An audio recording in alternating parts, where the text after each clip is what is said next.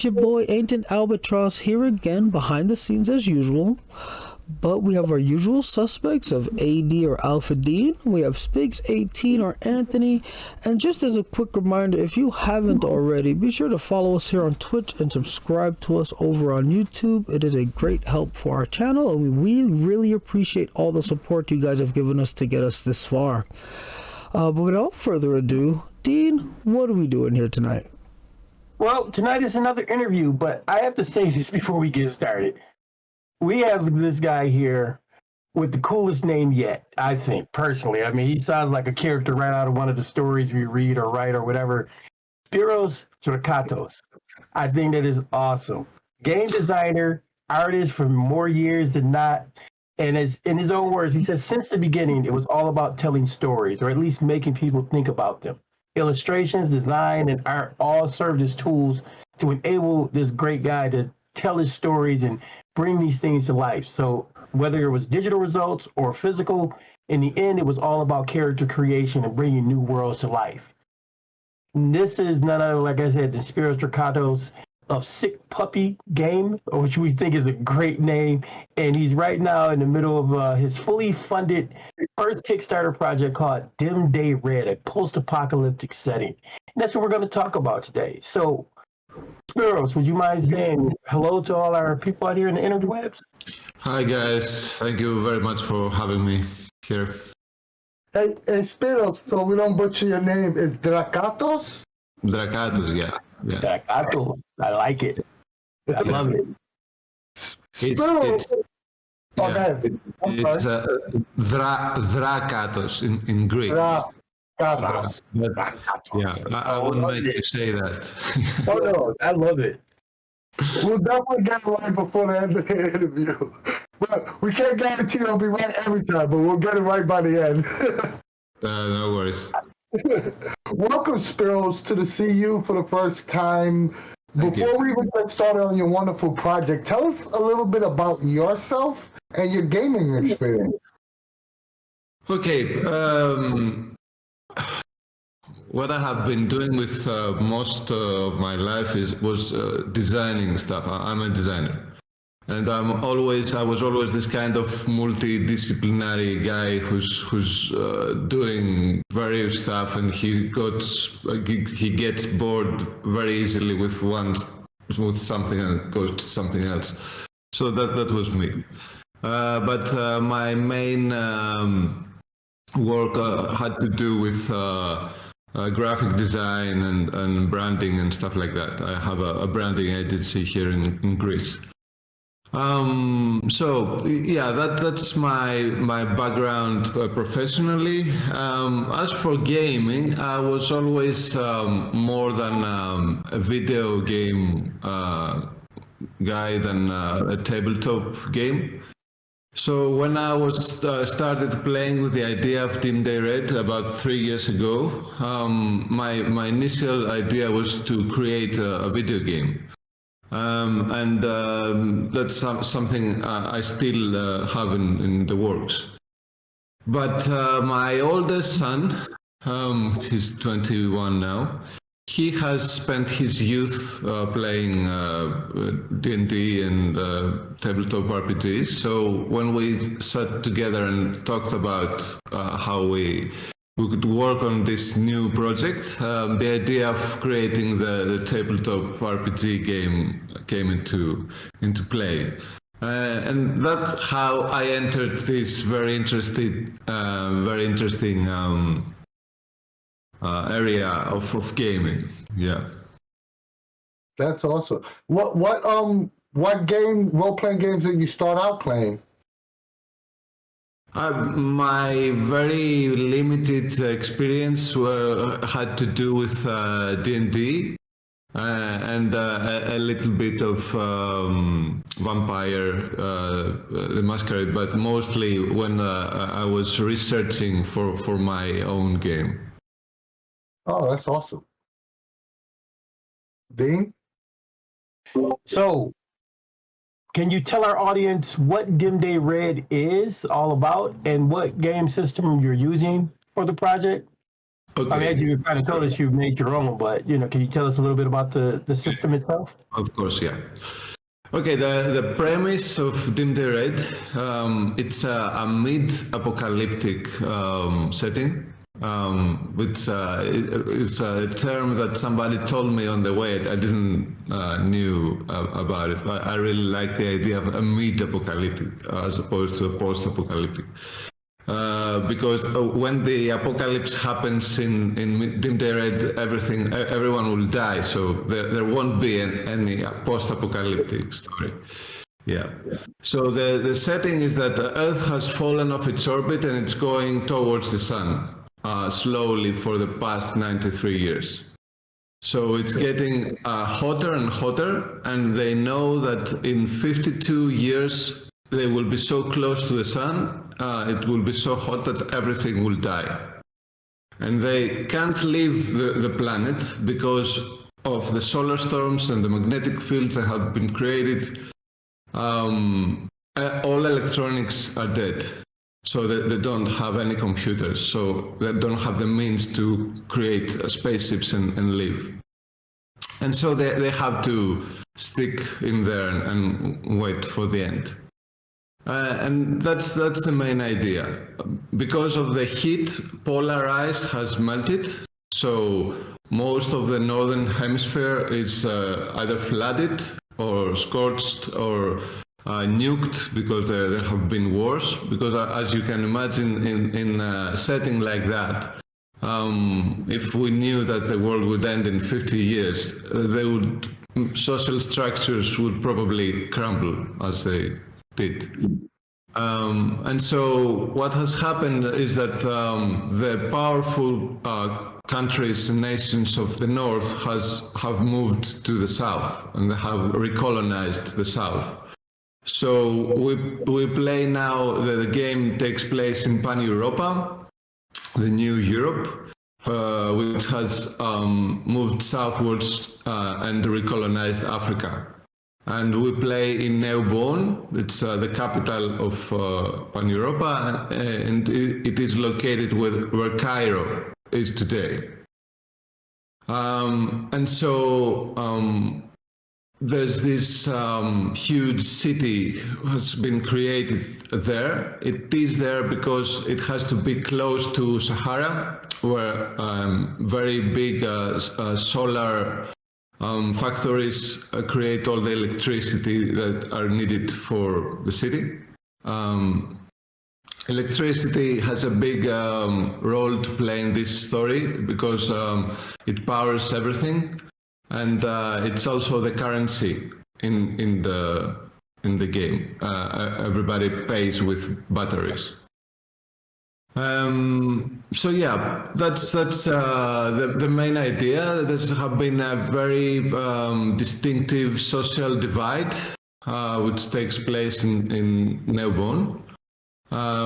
So there are castes, and depending on the caste you belong, you are either inside a huge wall where the lower castes are, or you are outside the wall and you work for the conglomerates, for the system, basically. And of course, players are not fortunate enough to be in the higher caste, they're in the lower caste, so they live inside the wall in an area that's called the center. That's cool.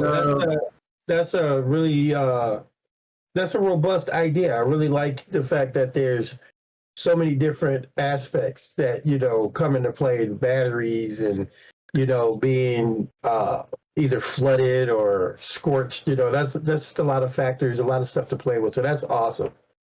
I like the concept of knowing that death is inevitable, and 52 years is a long enough gap where you could still tell a ton of great stories within that time frame. Right. So I guess my question is, with the world ending in about 2 years, you mentioned on the Kickstarter that you're running a caste system, which is extremely interesting. I love those concepts of different layers Could you describe the different levels of cast that players can play? Yeah. The caste system has 4 castes. They're the dirt, which are essentially not, they're like non-humans. They're the lowest place you can be in this social system.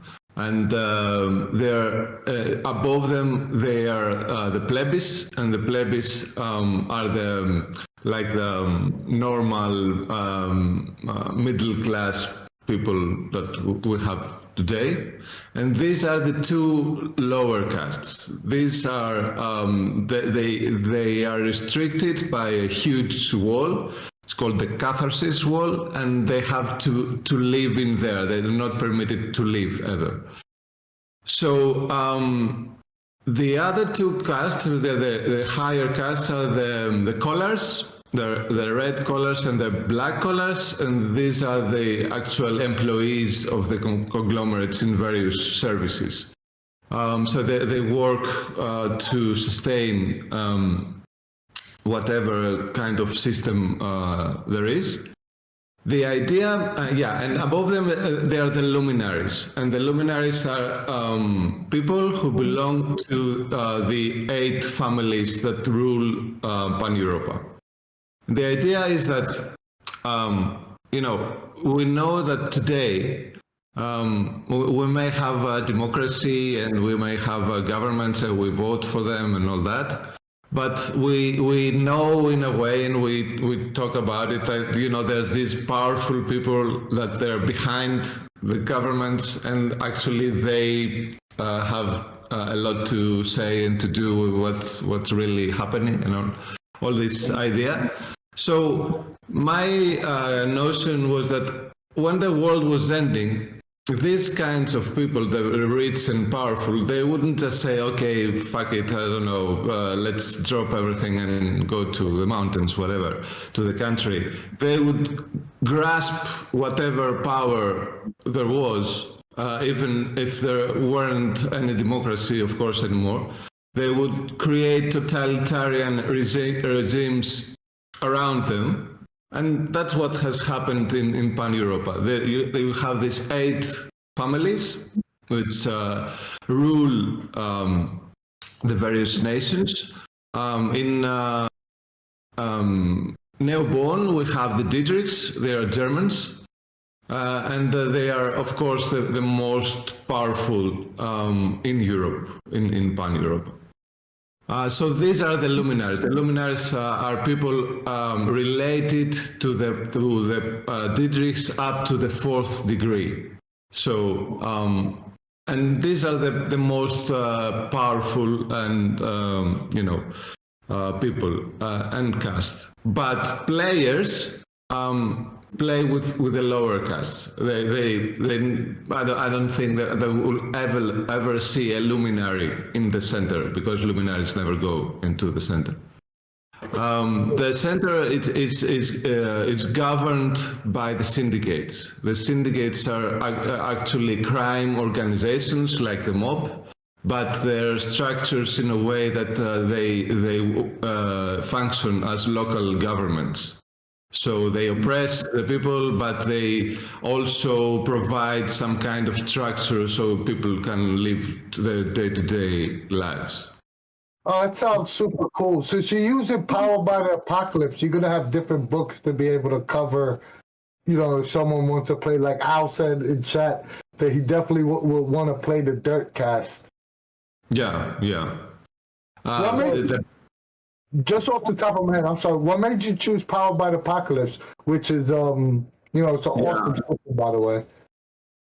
This is an interesting story, especially for me, who's not haven't been a very dedicated, tabletop RPG player for many years. So when I started researching systems, I said, okay, I want to create a tabletop RPG. Okay, what system can I use? I never thought about really creating my own because I don't have the experience to do something like that. And as you may have seen, this is a very personal project. What I often like saying is a one-man band project, because I imagine myself like this guy is doing everything and keeps the whole thing running. Yeah. So when I started researching for a system, I came along the Powered by the Apocalypse. I read the book, the Apocalypse World, and in there they have this phrase, this sentence, and it says, like these are the rules for the system, but it's not about the rules. It's about telling the story. And if you don't want to follow the rules, don't follow them. We don't care, something like that. And I really like this idea, this freedom that this concept gives. Of course, since I've seen that other systems also give this kind of freedom, and there are the people who criticize Powered by the Apocalypse because of the whole freedom thing, no structures and all that. But I really like that. It felt, natural to me. And what I wanted to do, because what I really wanted to do was to, create this world and then drop people in there and let them do whatever. And this is, if you've seen it, the catchphrase for the whole concept is, what would you do if the world ended in 52 years? So that's where it wants to put you. So that's the one reason I decided on the Powered by the Apocalypse system, and the other that felt also very natural for me. Again, not so much for a seasoned D&D player, but is that the whole concept with the playbooks and the moves that Powered by the Apocalypse games have. For me, it reminds me the idea of video game RPGs, where you have these moves that you unlock as you level up, and this whole idea. And I found that cool and interesting. So yeah, That's awesome. And that's another thing that kind of leads into this next question. Dimday Red gives the players the ability to play characters with mutations. So can you talk about what kind of abilities they can use, and are there any drawbacks to someone being, playing a mutant? Yeah. So in Dimday Red, you can either play as a mutant or as a faction member. And whichever you choose, it will give you certain abilities and certain powers.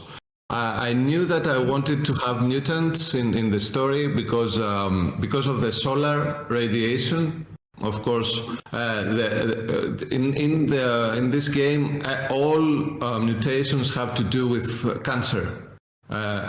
All mutants actually have created cancerous tumors on various parts of their bodies. So the cancer that gives them their powers eventually will kill them or damage them in a way. And the more they use the powers, the more damage they do to themselves. But I didn't want everybody to be a mutant, every player, every character. Because I didn't want to create like an X-Men kind of thing that everybody is a mutant, and so I divided that to mutants and factions. So the factions also have specific traits and powers and abilities. But about the mutants, so you have, for example, you have the hardskins. The hardskins have created tumors on their skin, which are hard like rock, and they can manipulate these. They can grow them on their body, and they are like tanks in the game. They're very powerful and like that. But as it progresses, it covers more and more of their body, and they reach a point where they become very difficult to move. And in the end, but they're really shielded and powerful. And in the end, they die like statues. They can't move anymore, and they become just a rock-like statue. So these are the hardskins. You have the marble eyes. They have some kind of tumor inside their eyes, and this makes them not see the colors. They see black and white, but they can see like a heat aura of living things. And they can see that even if they concentrate, even behind objects and walls and stuff. And some of them, they develop abilities, and they see visions, so they are like oracles. Yeah, and do you want me to tell you about all of them? Because they're No. Yeah? Sorry, I didn't... Andy, you're muted. I can't hear you. I was saying we could just save some. Don't tell them all the goodies, and somebody won't want to buy it. They know. Yeah. You tell them everything, and they'll be making their own stuff up. Yeah. But no, there's a lot of things to go into, because as I was saying, I told you before we started, I say it often, this is like a love child project for me.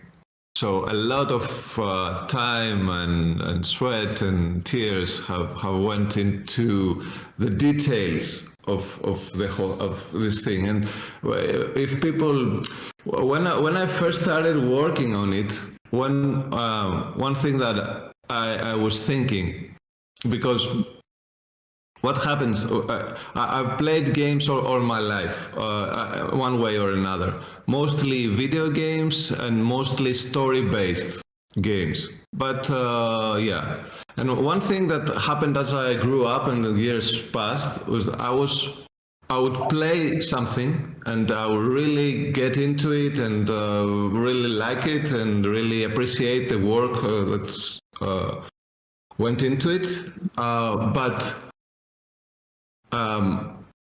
it would be a month, it would be two, and I would have forgotten all about it. I wouldn't remember what it was about. And it felt really bad for me because, how can I forget something I went really into? And these people really worked hard and they will put their talent into it, blah, blah, blah, and all this concept. So when I started working on my game, I said, how can I make something that people will get into, but they won't forget the next moment because the next game will come and the next game will come and the next game will come. So yeah, what I try to do is put so much, attention and detail and work into it. So if there are people who won't be their thing anyway, so that's okay. But for people who go into it, there's so much to discover and so much more. So they have more and more to come back. And that's another reason why I work in various mediums. And I have the tabletop game, but I'm also working on a mobile game right now. And I created the comic book, and I write stories and blah, blah. And I really try to create, a world around that. Absolutely shows. First of all, it's gorgeous if you have it. And one of the reasons why it absolutely shows is that it's already fully funded. And you still have 7 days to go. You have over 300 backers already. Could you tell us a little bit about the different pledge levels? And do you have a personal favorite part of this Kickstarter that you want to highlight? Okay, yeah. So this is a zine. Okay, it's part of the zine quest for February. So my idea how to go forward with the tabletop game is to create 5 zines for the 5 districts of the center. So last year it was for the Faust district, and this year it's for the Fleisch district. And when these 5 zines come together, you will have the whole center into like a collection. So the main offering of this Kickstarter is the zine, is the Fleisch zine, the second, but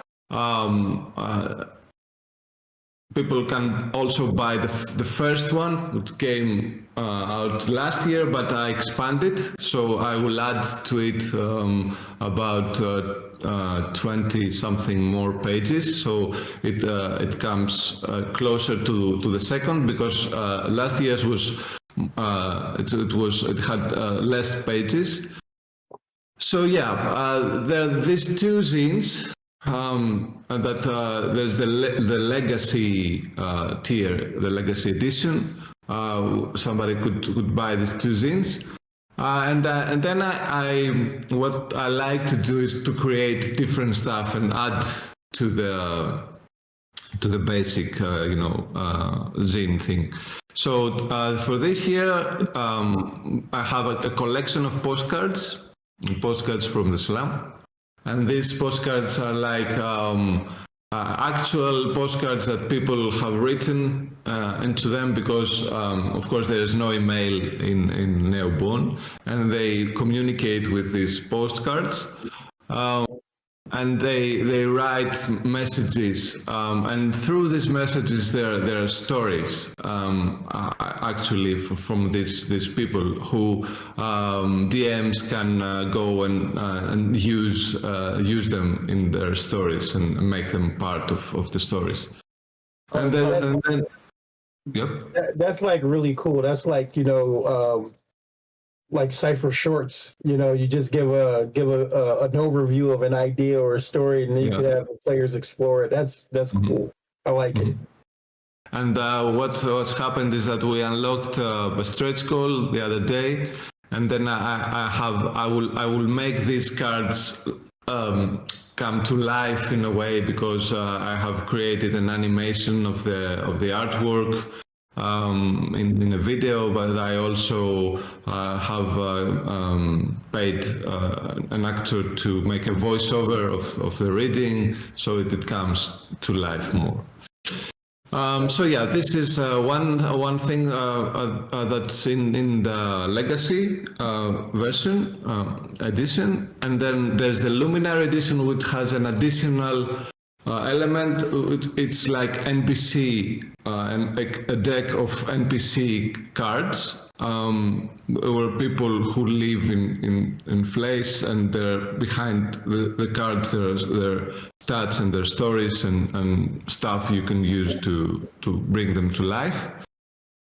And then in the end, the collector's edition, which puts all that in a box, the scavenger box, which looks really cool. I'm really looking forward for it to come into production. It opens like a book. So because since last year, Dimday it has a lot of stuff. It has the zines, it has the cards, because to play the game you need 2 decks. You don't actually need them because they're included in the quick start, but if you have them, you have 2 decks. And so, yeah. And so then there's the postcards from this year, and there's the other deck, and I thought it would be a cool idea to have a box to put everything inside that. And so that's in the collector's edition. And the other thing that's one of my favorite stuff that's coming out, and I'm really looking forward to have it in my hands, is the pocket guide to the labs. It will be a pocket book, about 200 pages, and it will be the story of what has happened since the lapse. The lapse was the phenomenon that dropped the Earth off its orbit. So yeah. That actually sounds like really, really cool. And I think we're like all interested in where that's going to take us. So with that being said, the artwork looks absolutely wonderful for your game. Who did your illustrations, and did you have a certain design aesthetic or, certain look you were going for beforehand? Yeah. Okay. I'm doing most of the illustrations myself, and I'm working with a very talented guy from Brazil who makes the characters that you see in the comic book, and the black and white characters you see in some of the art, their design. So yeah, the aesthetics. I really like the idea of the black and white and red thing. It shows my age in a way, because it looks very old school, like the comics I used to read when I was very young. Right.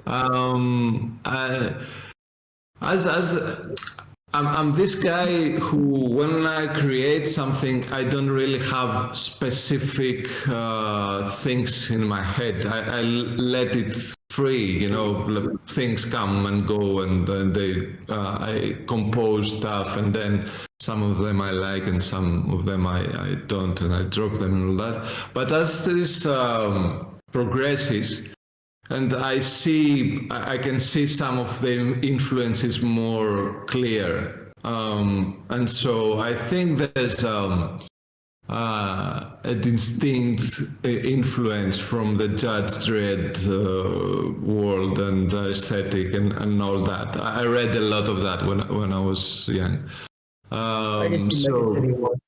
Yeah. And I really liked I was discussing this a couple of days ago.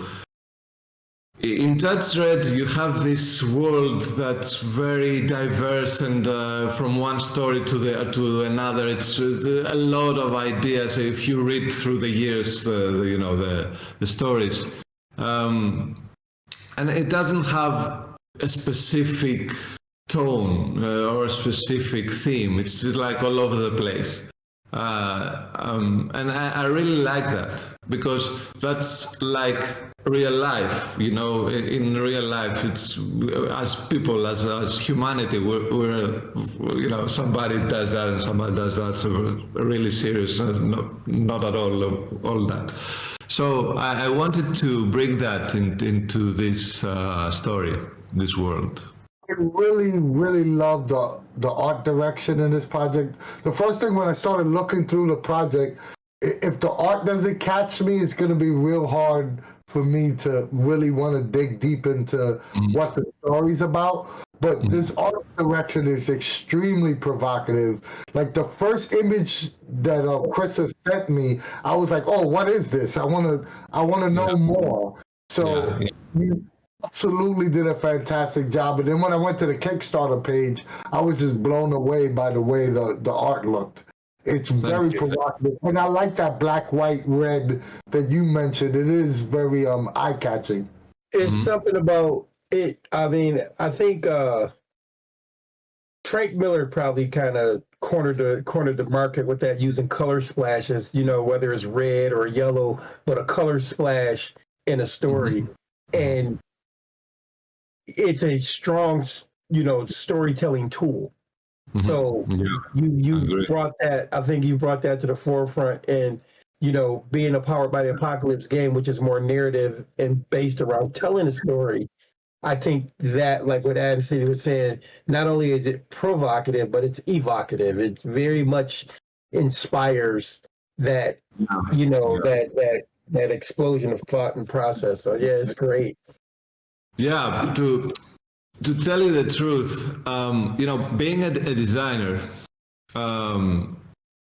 it's that's the easy part for me to take something and make it interesting and eye-catching and bring people in. That's what I'm doing all my life. I've done that for things that for clients and for products and all that. So when I came to do my own thing, it would be only natural that I would bring all this experience and skill, whatever, into this. So I knew in a way that that wouldn't be my main problem. And what I was more anxious about was about the story, about the setting, about the premise and all that. So would that, because somebody would take a look and say, oh, this looks interesting, and then starts reading and says, okay, and they drop it. So, but what I've seen from the almost 3 years that I'm working on this is that the premise and the way the story is told also draws people in. And I'm really happy about that. I'm really satisfied about that. Oh yeah, the story sounds freaking awesome. Like I wrote in our little blurb, this is definitely a setting that I would love to play in and run. I'm always a sucker for settings. It kind of reminds, not the setting, but the concept reminds me a little bit of Mork Borg. I don't know if you're familiar with that game, but it's the idea of death is inevitable. What do you do in that time before now and death? Yeah. How can we tell compelling stories in that time frame? So yeah, I'm definitely all aboard with this, and I'm definitely going to play this. Can you give a bit of advice to our audience? Say somebody wants to produce a crowdsourced table RPG like you're doing on Kickstarter. What is the most important lesson you learned from this experience? Oh, I've learned a lot of lessons. we can spend the rest of this talking about these lessons. Yeah. Okay. I think my most important piece of information that I would share is that as an indie creator, as somebody who doesn't have years and years behind them and an audience that follows them, because that's a completely different story. But if you're just breaking out now, either because you're a late starter like me, or you're very young and you're just starting, it's really difficult, really challenging to not to break through, just to appear, Often people tell me, wow, your project looks great, I love it, all that. How come I haven't seen it? How come it hasn't, last year it made like 11,000 euros, the first zine, and say, how come it didn't make more? And it's so easy to get lost in the crowd, like a drop in the ocean. It doesn't really matter how beautiful or how great your project is. And the first, because when I first started, I never liked this concept of build it and they will come. I think it's a scam. It doesn't work. It's not for our times. Maybe it worked 1,000 years ago, but now it doesn't anymore. So when I first started, I thought, okay, I will make it beautiful. I will make it really cared for. I will put my all, and people will appreciate that. And of course they do. but not in a scale that you can live from it. Because if you put it on a basis that, okay, I have a job, I have something I do, and I have a hobby or a second side project, whatever, then that's fine. I mean, leave it there, and as the years go by, it will find its audience in its way, and someday it will become something. But if you want to make it a project that you make a living from, as I decided to do, then you see that it's really hard to make it appear. So my first and most basic advice or piece of information I can share is that it's really important to get out there in one way or another and show what you have made and communicate what we have made. Because what I have done for the past 2 years now is I put my head down on my computer and I was working to create this stuff. And I was really happy for myself, and the people who know me, they were telling me how great work I was doing, but nobody knew what I was doing, yeah. The biggest, that's like the thing, that advertisement, be getting your name known or your product known. Yeah. And make connections with people, because if you go the old style advertising way and just promote, just, again, there's so many things out there. I don't think it will have a good result, except if you have so much money to spend and then you're everywhere and people see you and say, okay, what's that thing? But if you don't have, and again, you're in an indie kind of type of project, I think connecting with people and creating this audience, because that's another thing. You say, okay, let's create an audience. That everybody would like to do that, and also that it's very, very difficult to create, to maintain, to keep them interested, and all that. So that's great advice, because if you don't put yourself out there initially, then it doesn't matter how good your game. I mean, that's advice for anything that you're trying to sell. Yeah. It doesn't matter how good your game is if no one knows about it, or you don't go to other communities that are not necessarily your own. You'll never expand your audience beyond what your initial small core group is. And realistically, that small core group is going to back you regardless. So you want to expand beyond what your small core group is if you ever want to make it beyond, a side hustle, like Jason put in the chat. And in my opinion, you have to be creative, not only in what you make, creative in your game, but also be creative in the way you think about it. I mean, one reason why people see Dimday RED as something that it's probably worth their time, it's not only because it's a cool tabletop game, it's because I present it to be something more. So I tell them, okay, I'm creating the video game, the mobile game now, and all that. And I have created the comic book, expand on the story, and make the main characters, blah, blah, blah. And one more thing I'm working and I'm trying to put together is a short animation, which then I could use as a pilot to present the story, and then maybe try to fund something bigger, like a series or whatever.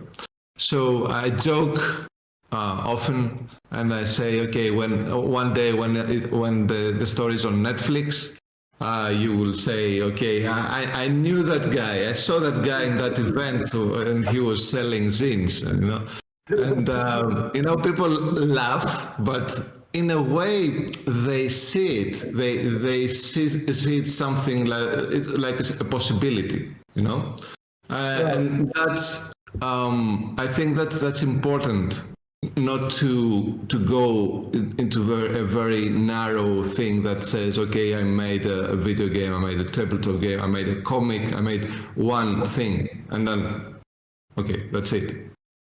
Well, that's pretty much like the elixir of, what we're talking about, because, if you dream it, then you can make it a reality. Yeah. And because it don't limit yourself. It's funny you said that because I was just about to say the same exact thing. I'm generally a positive person, so I'm always under the assumption if I can visualize it, we can make it happen. Right. So if you can see yourself in a Netflix series, then it's gonna happen, because if you start to believe, other people believe. And you know what? That's the perfect thing. What you're saying here, and you made mention about your web comic based on Dimday Red. Now there's 6 issues under your belt already. Is it different, or could you tell us how it's different from the RPG? If it is different, or is it just a intro into the world, or could you talk about the zine a little bit? The comic, when I started working on the whole thing, I knew that I would make a comic book, because I wanted to make a comic book all my life. So that would be the time and the opportunity to create a comic.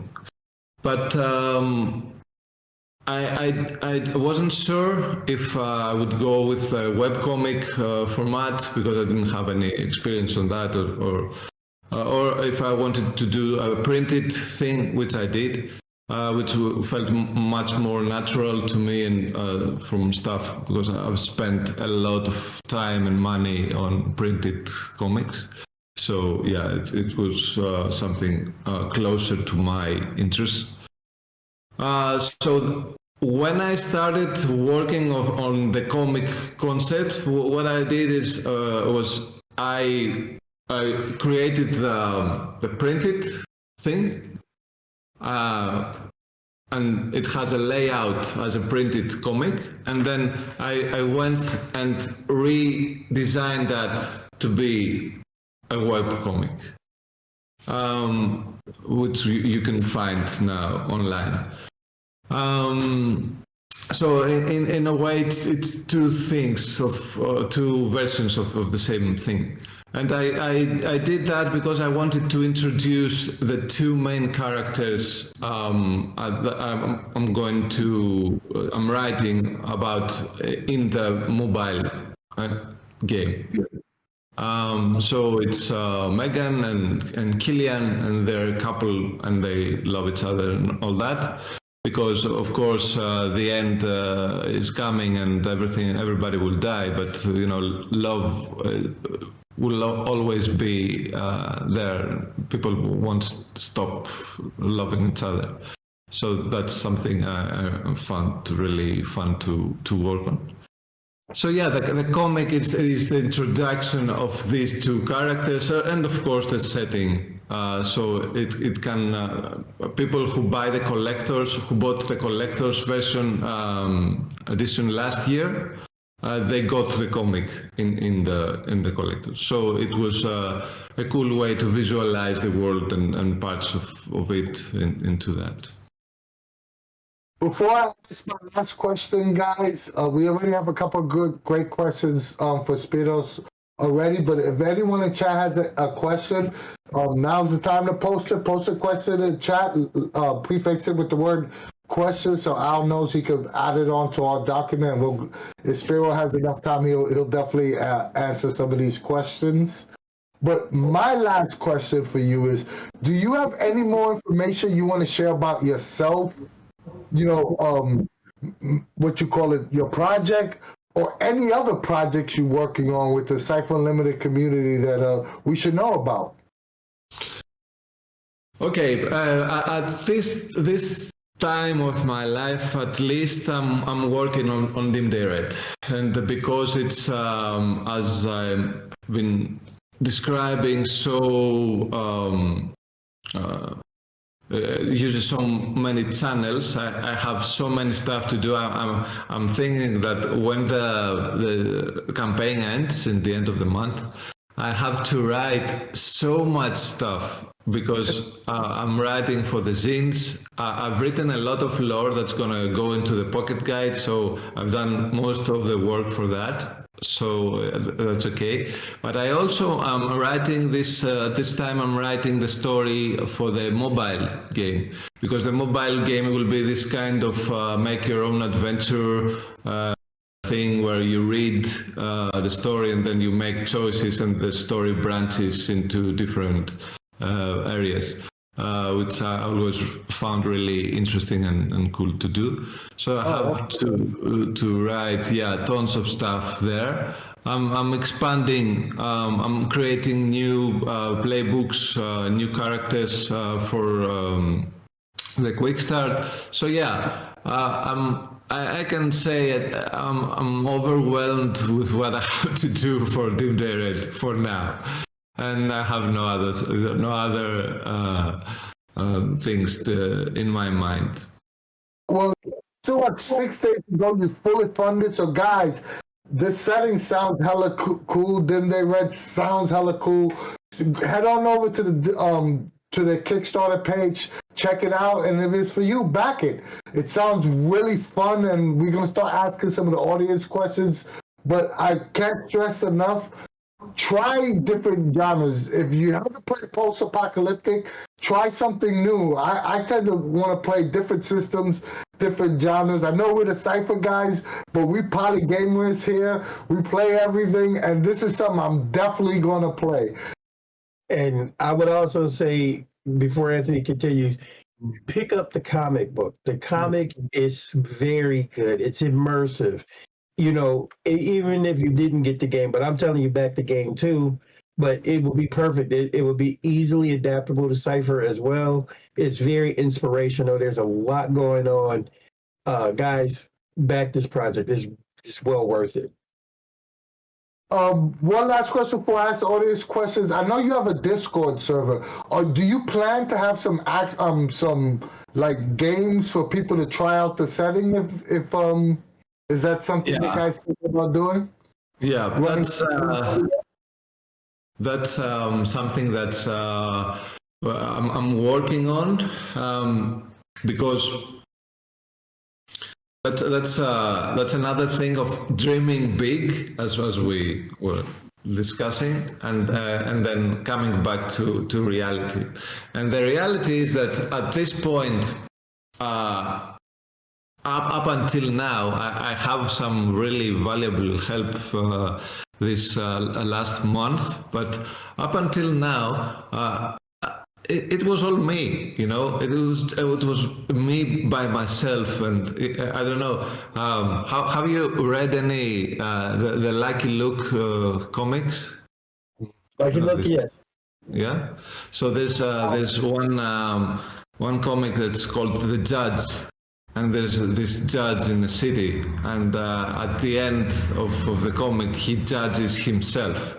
So he takes the place of the judge, and then he gets up and goes to the other side to the defendant, and then he goes back and forth and he judges himself. So that's me. I'm just changing places and doing various stuff. So the Discord thing, it's something I put it together when I first started, but it needs some time to and probably somebody to help do that. And it's I think it's the time. We have a little experience cultivating a Discord community, and we could definitely talk offline. And we can definitely help you out on that front. Sure.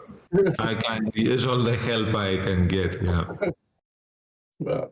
Jack one question asks, this is the first chat question. What drew you to post-apocalyptic genre in particular, and why does that draw you in? Okay, I think it's something in human nature, at least for some people, to be drawn by the end of things. I don't know, but because there have been apocalyptic stories forever, since humanity. So I'm this guy who really enjoys these kinds of stories. As I was telling before, I can consume anything post-apocalyptic, even if it's trash. I just sit down and watch it and read it or whatever. So when I started creating Dimday Red, I knew that this would be the genre. It would be something about the end of things. So for me, it's something I really like, really enjoy. And there are these people who also are drawn from this kind of stories, which I find that I can easily connect with them and communicate easily. So yeah. But one thing that I had in the back of my mind, I was always a big fan of the Walking Dead comic when it first came out. Oh, it was really drawn me. And it felt really natural because I always liked zombie stories, of course, and all that. And it kept me going. But what I noticed was that when the TV show came out and it became so popular, so massively popular, and people who had never seen zombie stories would flock into it and watch it for years. I thought that this post-apocalyptic genre, it doesn't have to be very narrow for a specific niche audience. It can be wider depending on the kind of stories you want to put into it and say. And that's what I'm trying to do. That's what I like doing. To create stories that draw people into the post-apocalyptic who are not fans of the post-apocalyptic per se. That's awesome. Yeah. Now, the Legitimine said, "I'd like to know which are the inspirations of the aesthetics and art style of Spiros." Yeah. So, as I mentioned, I'm not this academic kind of creator, of writer, or illustrator, or artist, and all that. I never put. I think I was lazy enough to not put too much time into studying, people and styles and works. So I'm not this guy who's read, 3,000 books and he has a good grasp of how language or storytelling or whatever works, and I put it, and I'm totally fine with that. Me, at least, I don't know other people, but I'm okay with that because I bring this some kind of naivete, but also very true idea of what I want to communicate. So it's not like a structure thing. I've written 50 books and I have a structure of how I work. So the next book will be something like that. It's what comes naturally from me. And at least some people that come to me seem to appreciate that. And I have people coming and say, I've read your stuff and it feels really, really real. It feels real to me. And I don't know, it probably feels real because it's real for me. It's what I had to say.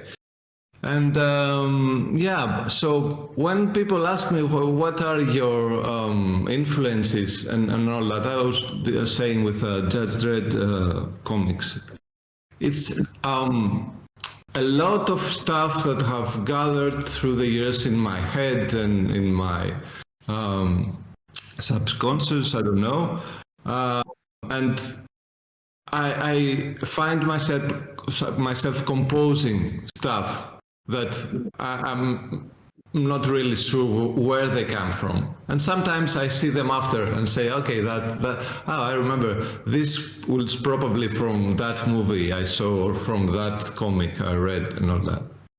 So yeah, there's no easy answer for this question, no. Jack Spiros asked one more question, and I think you sort of answered this, but he said, what's your favorite post-apocalyptic story? Yeah, it depends. It depends on how you see it, in a way, how you approach it, how you want to judge it. For example, I was always a really big fan of the Mad Max movies, but even in these movies, it was for different reasons, for each one. I mean, the first, it has this very raw, very minimal kind of setting that's really cool. I find it really interesting. And then the second was this very... Sorry? It was an epic. Yeah. And for its time, it was really imaginative. And again, the third one was not so much, but the last one was so very graphic and visually fantastic. And it didn't really matter if it was a good story or not, but it was really cool to watch. So yeah. And then you have stories which connect in a very different way, like The Road, where you have something that's post-apocalyptic, but with much more sentimental and deeper message. And as I said, I can easily go through in any of them. I was watching the other day some 80s B movie. It was, the kind that's so bad that's good. But it was so bad that always have the best. Yeah. Which movie were you watching, if you don't mind me asking? I don't remember the name, but it was obviously a ripoff of The Warriors, because it had to do with gangs and stylized stuff like that. But it was like a really bad ripoff of The Warriors. Was it The Wanderers? Sorry? Was it The Wanderers? Oh, no. Okay, because I remember that one too. Yeah. All right, those were our audience questions. So now here's the world famous Cypher Unlimited rapid fire questions. Spiros, this is where we dig deep into your soul, right? We stretch out your essence on the table for the whole world to see. Are you ready for our world famous rapid fire questions? Yeah, I think I am. Question 1, player or GM? Definitely GM for me. Yeah, because I haven't had the chance to be a player when first came into contact with this. And for me, it's always about creating the setting. That's what I really love to do, creating the setting and then letting people play around with that. There's something special to be said about being a player in the world that you created. That's a very special feeling. You should maybe get somebody on the team to run you in your own setting. It's a real experience. Yeah. Full punches, or TPK? You will have to explain that a bit. Kill. TPK means total party kill. Do you like to kill the party, or are you nice and just want to tell a good story? No, I don't have this urge to hurt people. But I really like to put them into difficult situations. I like creating tension and some kind of urgency. Dimday Red is a game it's harsh. The world it's very hard and punishing, and people suffer. And the mechanics they're made to make you feel that. I mean, you have, for example, you have the element of heat. It's punishing you all the time when you play. So for me, it is important for people for this setting, of course, to feel this pressure, but then to give them the chance to find a way out of it, to find solutions, not to just punish them. Online or in-person gaming? No, I'm not very comfortable with the whole online thing. Again, that's probably because of my age, but and even before the COVID thing, it was only natural to be in person, and then.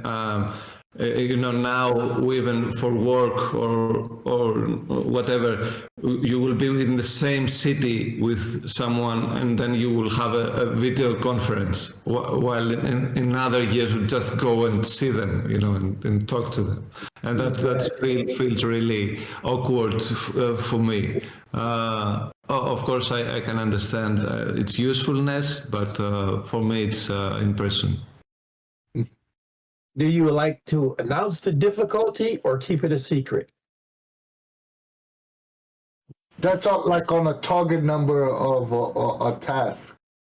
Do you tell your players what they have to roll to, or do you like to keep it yourself as the GM? I like, in my storytelling, I like a lot the idea of surprise and the idea of intrigue, of stuff that you don't know but you only can imagine.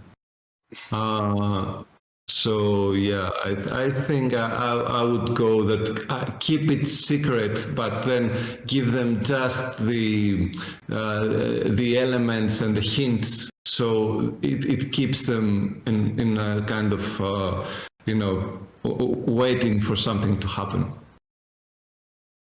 Salty or sweet snacks at the gaming table? No, I'm a sweet kind of guy. Yeah, I can eat sugar until the end of time. Yeah. You only got 52 years left, so might as well just say fuck it. I mean, all the sugar I can get. There's when I describe the story to people and I say, there's 52 years, blah, blah, and they will all die and all that. And then some people turn to me and they say, okay, it sounds cool and all that, and it's beautiful, looks beautiful, but they will all die. I don't like that. It's really dark for me that everybody will die. And this is a great moment for me. That's the thing that really makes my day. Because the whole idea of Dimday Red, the thing that started the whole concept is that as adults, all of us, more or less, we have about 50 something, 40, 60 years to live, you know? And we know that. We know that we are going towards a certain end. We know that there's nothing we can do about it. We won't live forever. But even knowing that, we choose how we live for this time. So I sometimes I say to people, what would you do if the world ended in 52 years? And they say, okay, I would go out and smash cars and burn stuff and all that. And I say, okay, why don't you do that today? Because you know that you're gonna die in 50 years. Why don't you go out and burn everything? So of course the whole idea of these stories, it's kind of existential, of how we live our lives, how we decide what we stand for in these 50 whatever years we have in the world. So yeah. That's pretty cool. So, do you prefer the role-playing aspect of gaming or combat? No. I'm much more about the role playing and the storytelling. I think it has to give so much more than even the cool combat. Of course, combat is cool, and I mean there are ways to that make it really interesting and fun. But I'm this guy. I don't know if it has happened to you. When I play video games, there in a game it's really beautiful or really interesting, or the world that I have created is really cool to be in. I really want to skip the parts that I have to fight people and then go back into the story and just walking around and discovering stuff. So yeah. I could definitely feel that. Do you like PDFs or physical books? No. Again, I'm the physical kind of guy. If you see the bookcase behind me, if it's seen, I've spent a lot of time and money into buying paper, you know. So yeah. So, my next question, you probably just answered it, but at any rate, pen and paper notes or digital notes? No, again, I will go for the pen and paper notes. I think the whole digital thing, of course, it's reality. It's how technology has evolved and how it is all around us and all that. But and of course there are things that you can't do and you can't do efficiently in a physical way. In the digital way, it's much more practical or even interesting. But for tabletop games, I think it has some other quality to have physical stuff, and that's why I made the decks for the game, and I made paper mini figures where you can cut and have on, and then the new zine has a map in the cover that unfolds, and stuff that your hands can actually hold. Well, I think me and Anthony will agree with you like that. We both say it all the time. We love props. Yeah. We love tactile stuff, especially when you get to play at a table. So that's awesome. I like I said, I think it's cool. Mm-hmm. pre-written adventures or original content? No, I wouldn't know too much about that. I mean, I have an opinion, but as I said, I'm not an expert in this kind of stuff. I love the idea of the original content. Okay, but not all people feel as comfortable or as enjoying themselves if they have the stress to create something on the spot. Because there are people who have this ability and this talent and this it's easier for them, and then there are people who have other talents, of course. So I would say for me, it's all about original content. I really love the idea of sitting down in a table and making stuff up as it goes. But I can definitely see the use and that for some people the pre-written stuff are really useful. That's a great answer, and you survived the world-famous rapid-fire question. Right.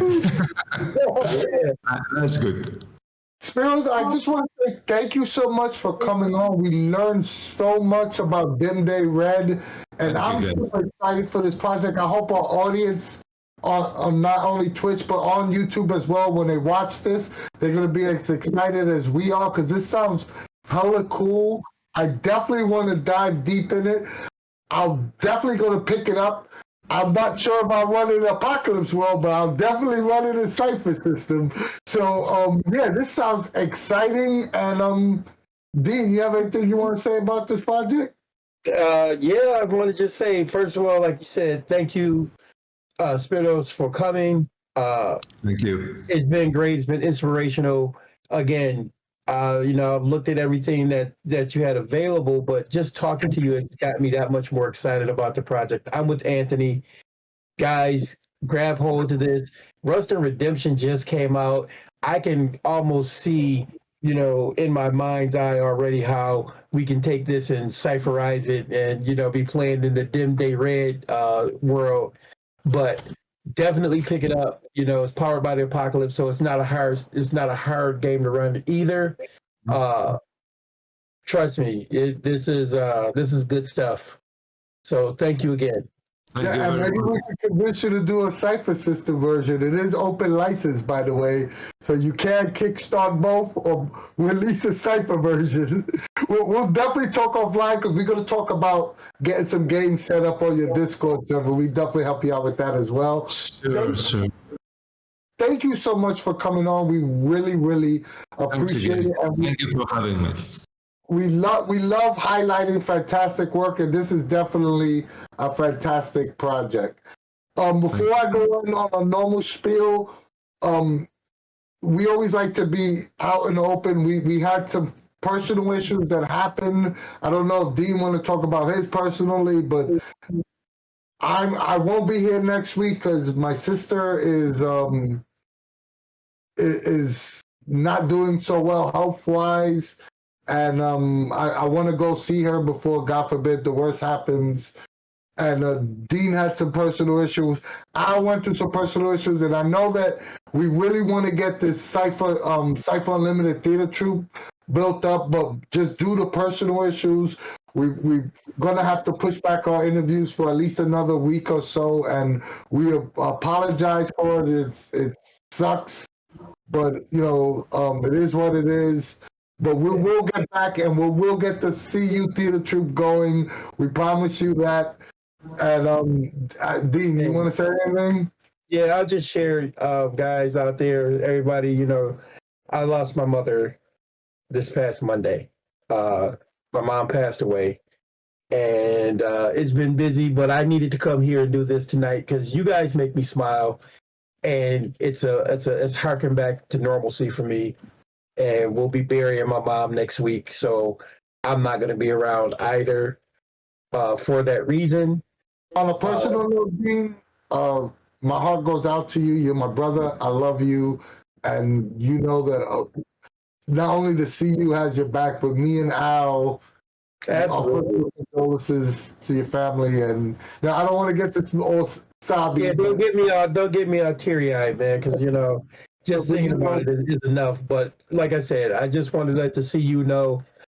I've been lurking. I say something here and there. You guys have made this a much easier situation to contend with everything going on.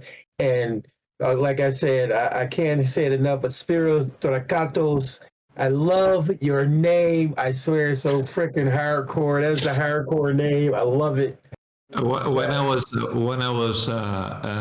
when I was at school, it was not a very popular name. But now with this whole tabletop RPG things, I think it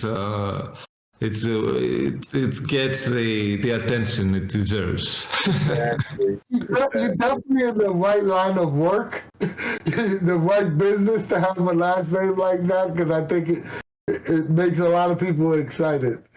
Yeah. And last but not least, if you like us and you like what we do, join the Cypher Unlimited Discord server for all things Monica games.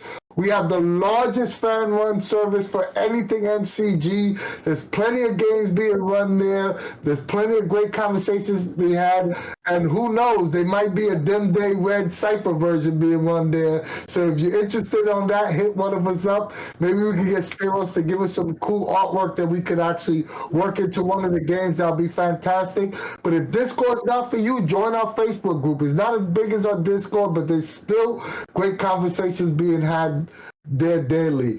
We greatly appreciate if you subscribe here on Twitch or go to our YouTube channel and like, share, and subscribe there, because we really try to still build both those platforms up, and it'll be greatly appreciated if you help to follow us on either one of those platforms. Our videos are always free, but if you want to help us out financially in some way, give us a little donation on Ko-fi. It helps us out with a lot of things like giveaways and stuff like that. And we'll love you guys for it. Go to our online store and pick up some cool Cypher Unlimited merch, like the hat I got on or the shirt D got on.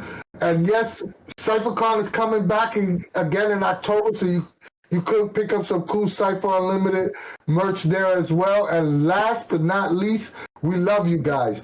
I know I said we all going to be away for personal reasons, but that does not mean the Cypher Unlimited will not be streaming next Thursday. Be on the lookout for that. We have a really cool surprise for you on that front as well. Yep. So thank you guys so much for stopping by. It's me from the shadows again, the ancient albatross, here to sign us off. But yes, thank you again, Spiros, for coming on. This was a fantastic talk. I'm very excited to look more into Dimday. Love me some apocalyptic stuff, as everyone on the channel knows. But yeah, thank you everyone at the audience for watching. This has been a blast. And if you haven't checked out the Dimday Kickstarter, be sure to do that. It'll be in the chat and in the description down below for YouTube. And as usual, from us at the CU, we will see you later. Peace.